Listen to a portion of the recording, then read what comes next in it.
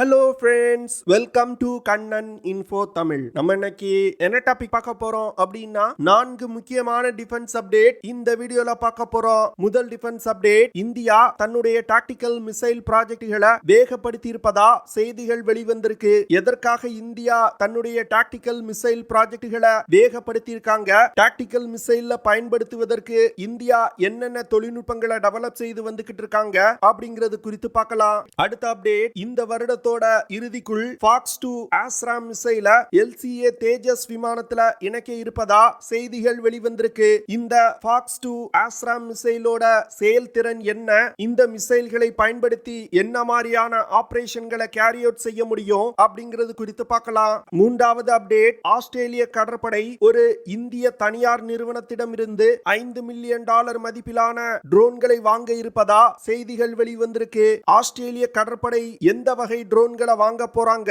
அந்த ட்ரோன்களோட செயல்திறன் என்ன அப்படிங்கிறது குறித்து பார்க்கலாம். நான்காவது அப்டேட், அமெரிக்காவை தலைமையிடமாக கொண்டு இயங்கக்கூடிய ராக்வெல் காலம்ஸ் அப்படிங்கிற ஒரு முன்னணி ஏரோஸ்பேஸ் நிறுவனம் இந்தியாவின் தேஜஸ் MK2, டெட்பஃப் மற்றும் ஆம்கா ப்ராஜெக்டுகள்ல இணைந்து பணியாற்றுவதற்கு விருப்பம் தெரிவிச்சிருக்காங்க.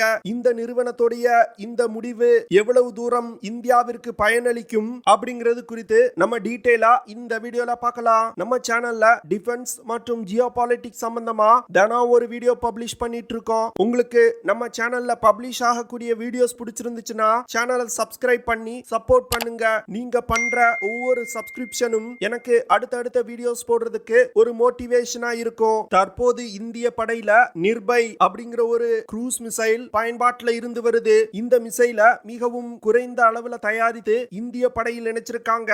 இதற்கு காரணம் நிர்பை க்ரூஸ் மிசைல்ல ரஷ்ய தயாரிப்பு இன்ஜின்கள் பயன்படுத்தப்பட்டு வருது. இந்த இன்ஜினோட பெர்ஃபார்மன்ஸ் அவ்வளவு சிறப்பா இல்ல. இதன் காரணமா இந்தியா நிர்பை மிசைல்களை long range land attack cruise மிசைல்களை கொண்டு ரீப்ளேஸ் செய்ய திட்டமிட்டிருக்காங்க.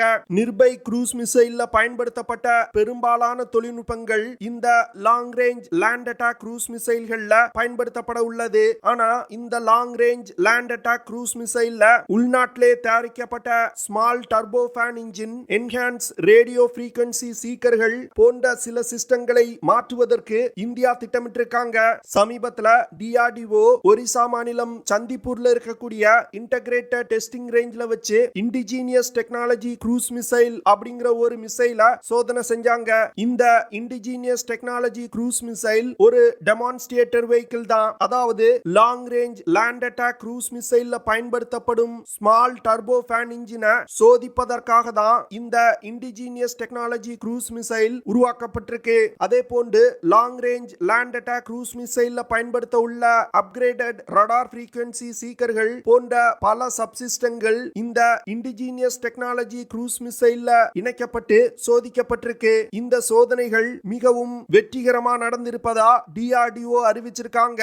Long range land attack cruise missile தவிர இதே ஸ்மால் டர்போ ஃபேன் இன்ஜினை இந்தியா டெவலப் செய்து வரும் ஃபியூச்சரிஸ்டிக் UAE-கள் மற்றும் லாங் ரேஞ்ச் ASHM க்ரூஸ் மிசைல்களையும் பயன்படுத்த இந்தியா திட்டமிட்டிருக்காங்க. அதனால இந்த ஸ்மால் டர்போ ஃபேன் இன்ஜினோட டெவலப்மெண்ட்டை மிகவும் ஒரு முக்கியமான விஷயமா டிஃபென்ஸ் எக்ஸ்பர்ட்ஸ் பார்க்கறாங்க. ஸ்மால் டர்போ ஃபேன் இன்ஜினை பயன்படுத்தி உருவாக்கப்படும் long range land attack cruise மிசைல்களை கொண்டு தற்போது இந்திய படையில் பயன்பாட்டில் உள்ள நிர்பை க்ரூஸ் மிசைல்களை ரீப்ளேஸ் செய்ய போறாங்க. முதற்கட்டமா தரையில் இருந்து தரை இலக்குகளை தாக்கக்கூடிய long range land attack cruise மிசைல்கள் தயாரிக்கப்பட உள்ளது. இதனைத் தொடர்ந்து கப்பல்கள் மற்றும் விமானங்கள் இருந்து ஏவக்கூடிய க்ரூஸ் மிசைல்களையும் இந்தியா டெவலப் செய்ய போறாங்க.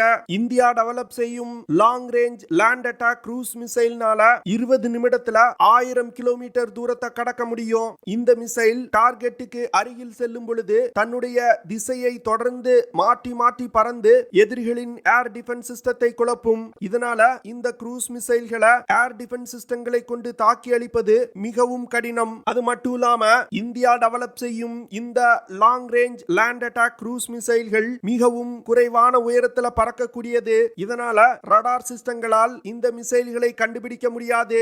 இந்தியா இந்த long range land attack cruise மிசைலை டெவலப் செய்யறதுக்கு மிகவும் முக்கியமான காரணம் க்ரூஸ் மிசைல்கள் மிகவும் விலை குறைவானது. ஆனா அதிகமான எடை கொண்ட வெடிப்பொருட்களை எடுத்து சென்று தாக்குதல் நடத்த முடியும். இதனால க்ரூஸ் மிசைல்களை பயன்படுத்தி ஒரு தாக்குதல் நடத்தும் பொழுது எதிரிகளுக்கு பலத்த சேதத்தை ஏற்படுத்த முடியும். ஒரு குறைவான நாட்கள் நடக்கக்கூடிய யுத்தத்துல பிரம்மோஸ் போன்ற அதிக விலை கொண்ட மிசைல்களை பயன்படுத்த முடியும். ஆனா உக்ரைன் ரஷ்யா போர் போன்ற நீண்ட கால யுத்தங்கள்ல இந்த க்ரூஸ் மிசைல்கள் மிகவும் ஒரு முக்கியமான ரோலை பிளே பண்ணும். இதற்கு காரணம் இந்த மிசைலோட விலை மிகவும் குறைவு. அது மட்டும் இல்லாம க்ரூஸ் மிசைல்களோட எஃபிஷியன்சி மிகவும் அதிகம். அடுத்த அப்டேட், LCA தேஜஸ் விமானத்துல குறைவான தூரத்துல உள்ள வான் இலக்குகளை தாக்குவதற்கு R-73 அப்படிங்கிற ஒரு ரஷ்ய தயாரிப்பு ஏர் டு ஏர் மிசைல் பயன்படுத்தப்படுது. அது மட்டும் இல்லாம இஸ்ரேல் நாட்டால் தயாரிக்கப்பட்ட பைத்தன் 5 அப்படிங்கிற ஒரு short range air to air மிசைலும் பயன்படுத்தப்பட்டு வருது. இதுல ரஷ்யாவிடம் இருந்து வாங்கிய R-73 மிசைல் மிகவும் பழைய தொழில்நுட்பத்தை கொண்டு இயங்கக்கூடிய மிசைல். அது மட்டும் இல்லாம தற்போது நடந்து வரும் உக்ரைன் ரஷ்யா போர் காரணமா இந்த மிசைலுக்கு தேவையான அப்கிரேடேஷனை ரஷ்யாவால் கொடுக்க முடியல.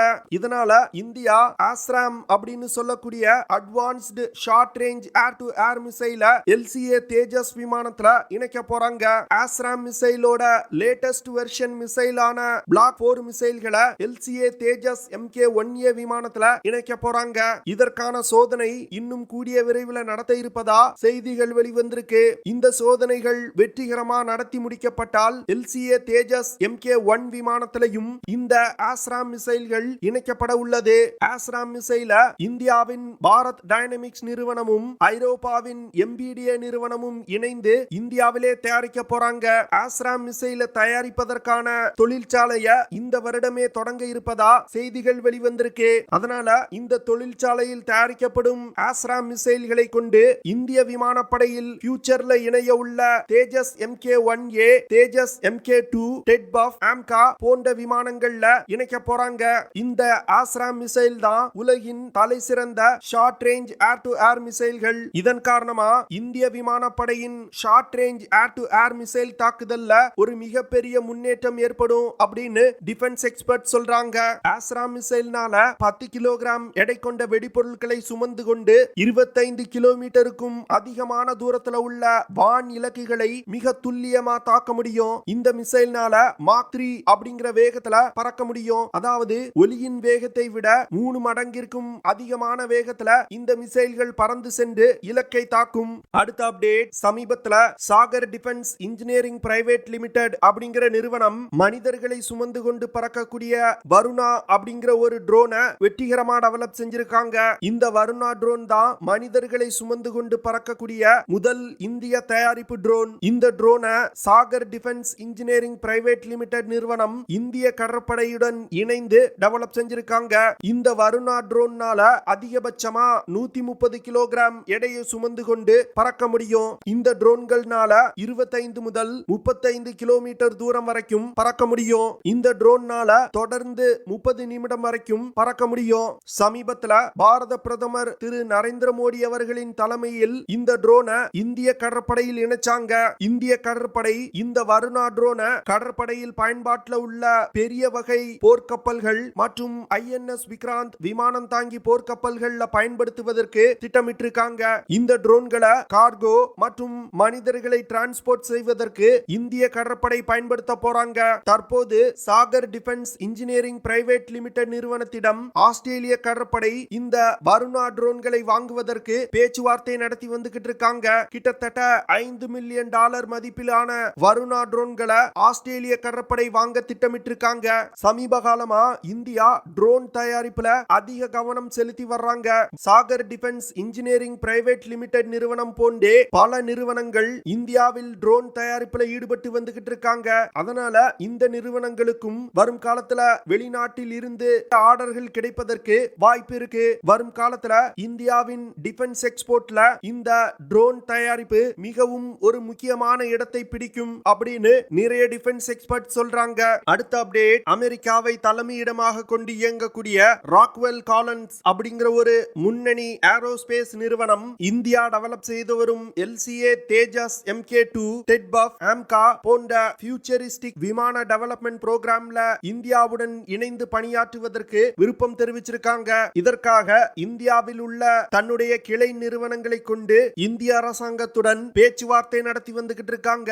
ராக்வெல் காலன்ஸ் நிறுவனம் ஒரு ஒரு முன்னணி ஏரோஸ்பேஸ் அமெரிக்க நிறுவனம். இந்த ராக்வெல் காலன்ஸ் நிறுவனம் ஏர்பஸ் A320 மற்றும் A350, Boeing 787S, P8 Poseidon, Lockheed Martin C5MS, emperor C390S போன்ற பல விமானங்கள்ல பயன்படுத்தப்படும் தொழில்நுட்பங்களை இந்த நிறுவனம் டெவலப் செஞ்சிருக்காங்க.